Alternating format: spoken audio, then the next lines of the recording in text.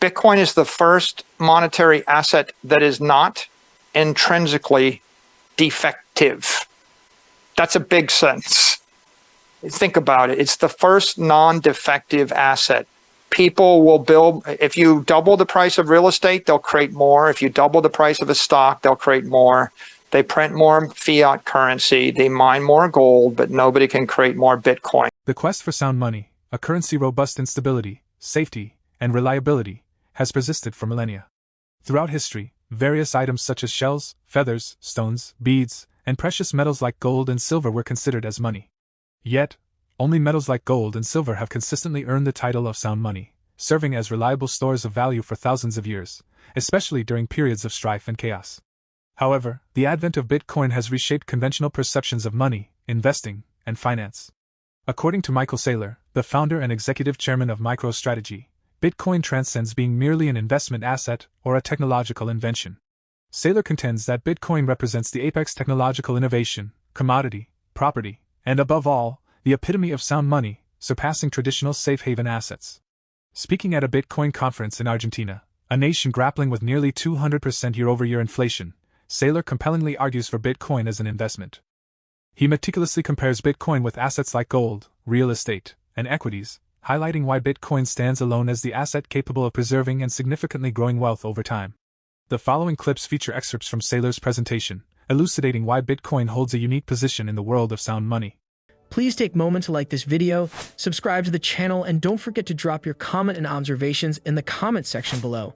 Thanks and enjoy the video. You could think of Bitcoin as the apex commodity. The top competitor would be gold, worth $10 trillion. And if Bitcoin's digital gold, it's better than gold. And it's better than gold because it's got an absolute supply cap. The production is rapidly approaching zero. You know, after 2035, there effectively isn't any material new production of Bitcoin for the next 100 years. And that means we're totally capped. And so people compare Bitcoin to gold, but Bitcoin is gold without the liabilities and the risks of gold. It's kind of pharmaceutical grade gold. Gold is going to have systemic inflation. Miners are going to make more gold. It's hard to audit. It's very difficult to transfer. It's expensive to custody. It's very expensive to authenticate. Those are all the liabilities of gold. We know about that.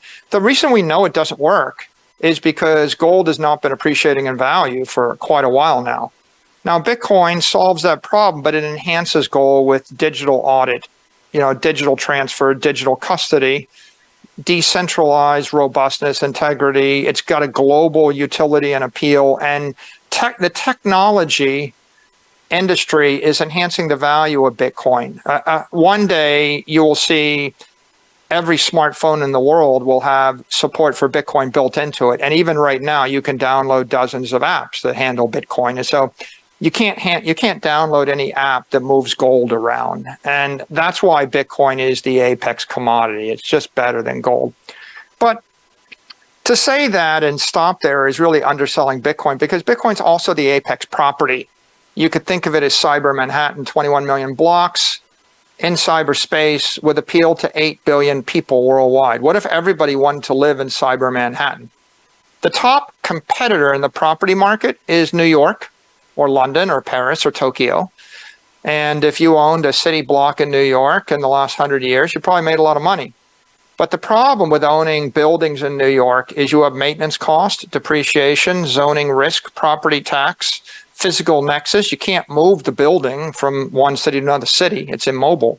It's illiquid. And if you want to sell or buy the building, you have to sell it all at the same time. And it's very expensive to do that. And it takes a lot of time.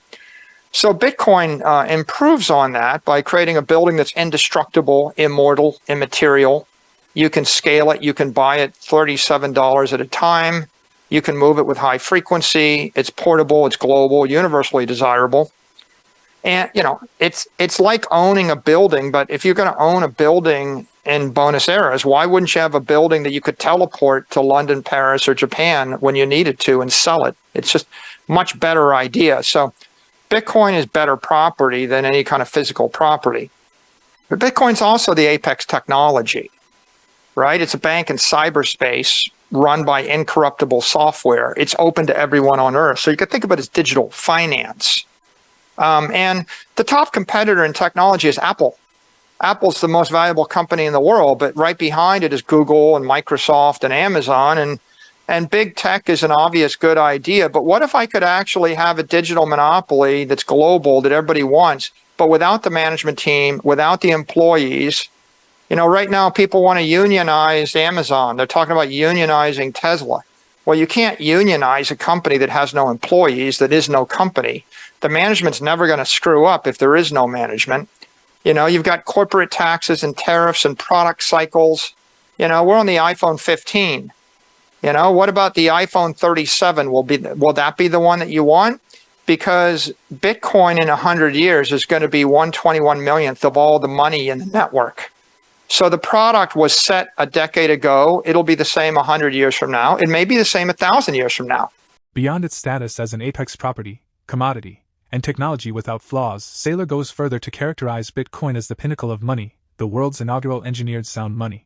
These perspectives have been staunchly held by the MicroStrategy executive chairman for years, stemming from a comprehensive examination of Bitcoin during a conference earlier this year. The billionaire business executive, in describing Bitcoin as thermodynamically sound money, emphasizes its unique quality rooted in sound engineering that eliminates counterparty risks. According to Saylor, Bitcoin's soundness is derived from its thermodynamic principles, describing it as a masterpiece of engineering where counterparty risks have been meticulously stripped away. He underscores the exceptional nature of Bitcoin, pointing out its powerful and profound simplicity. This simplicity, he argues, allows others to seamlessly integrate into the system with minimal risks. With Bitcoin, an average user can generate digital equity without exposure to equity risks, delve into digital commodities without commodity risks, and participate in computer networks without facing computer-related risks. But some people invest in money, and what's the top competitor? The sovereign debt, right? A bond. So the U.S. Treasury bond is the treasury asset for most corporations, most governments. There's hundreds of trillions of these bonds out there. But Bitcoin is digital money, and so it's a non-sovereign bearer asset. It serves the value of a bond, but it doesn't have systemic inflation or counterparty risk or mandatory custodians, and it doesn't have the real problem, negative real yields.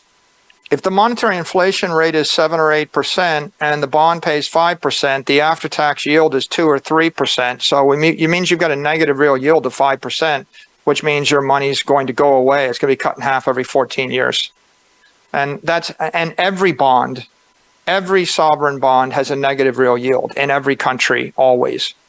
Bitcoin, on the other hand, is digital. You can self-custody it. It appreciates much faster than fiat, and it allows you to escape the local currency risk. So, and it's the longest duration asset. You know, a bond could be 30 years, but Bitcoin is forever. Bitcoin's a 1,000-year asset. I mean, it doesn't expire. Companies don't last 1,000 years. Buildings don't last 1,000 years. I mean, I guess the closest thing to something that might last 1,000 years is a bar of gold, but gold isn't scarce. You know, when the Spanish came to the New World and the conquistadors stole all the gold from South America, they brought it back to Spain. They created massive hyperinflation and tripled the supply of everything and crashed their own economy in Spain and the rest of Europe. So there's always been inflation, even in gold on the gold standard, because it's not scarce. And now a lot of talk about the ETFs coming. Bitcoin's going to be the apex ETF. You could think of it as a global monetary network. It's the first ETF that's based on a synthetic asset with an absolute fixed supply that also has global appeal. It's competing against the S&P index, the SPDR, SPY, and it competes against some other monetary ETFs like GLD or BOND or the NASDAQ index. But ultimately, Bitcoin is destined to rise above them as the global index because it doesn't have asset inflation. All these other indexes have asset inflation. If you buy billions of dollars of the S&P index, it cranks up the stock price of all the companies in the index. They issue more equity. They basically dilute their own stock, right? And so you're always going to create more of these things. Bitcoin's the only ETF and the only index that is absolutely capped. And if you combine that with the global brand appeal, the lowest investment risk, the best growth drivers, the best tax treatment, right? The longest holding duration, what you've got is the winner. Austrian economists would think of this as the world's first engineered sound money. You know, Austrian economists have been looking for sound money. It used to be people thought gold might be sound money, but as I pointed out, gold was an imperfect attempt at sound money. We have never in thousands of years ever actually accomplished perfect sound money. Bitcoin is the first monetary asset that is not intrinsically defective. That's a big sentence. Think about it. It's the first non-defective asset. People will build, if you double the price of real estate, they'll create more. If you double the price of a stock, they'll create more. They print more fiat currency. They mine more gold, but nobody can create more Bitcoin. So this is a big idea. And so here we get to the orange pill moment. I mean, the reason you want to go and orange pill everyone you know is we finally have an asset, Bitcoin, the world's leading. It's the leading scarce, desirable, portable, durable, maintainable asset. Right? If you remember, you know, where I started in this presentation, I said, if you don't want to lose the economic war, you need to find something scarce, desirable, portable, durable, and maintainable. Numerous financial and macro experts assert that the current debt-based fiat system worldwide is unsustainable. They argue that all paper currencies are destined to undergo continuous devaluation until they hold no value whatsoever. Although this process may take longer for robust currencies like the US dollar, which currently serves as the world's reserve currency, the eventual outcome is the devaluation of all currencies. Bitcoin stands out as one of the few assets capable of outperforming the rate of devaluation seen in stronger currencies, such as the US dollar, which loses an average of 7% of its purchasing power annually. This underscores the importance of investing over saving for the long term. Even top assets like the S&P 500, with an annual gain of 7%, only allow for wealth maintenance, not growth. Other assets like bonds, gold, silver, and less popular stock indexes and currencies perform even worse. Bitcoin distinguishes itself as a solution specifically created to address the global issue of currency devaluation, according to Michael Saylor. He argues that for any asset to outperform Bitcoin, it must consistently achieve an annual return of at least 50 to 60% for the next decade. Furthermore, Bitcoin is not just a digital asset, it forms the foundation of a rapidly growing digital world poised to surpass the traditional financial system. Saylor, who found the perfect solution in Bitcoin for MicroStrategy's cash holdings in 2020, expresses his sole regret as not purchasing more when Bitcoin was still under $10,000 per coin. Share your thoughts on Saylor's interview, his Bitcoin outlook, and your predictions for Bitcoin in 2024 and beyond in the comments section below. For more Daily Dose Crypto news, check out these two awesome videos on your screen.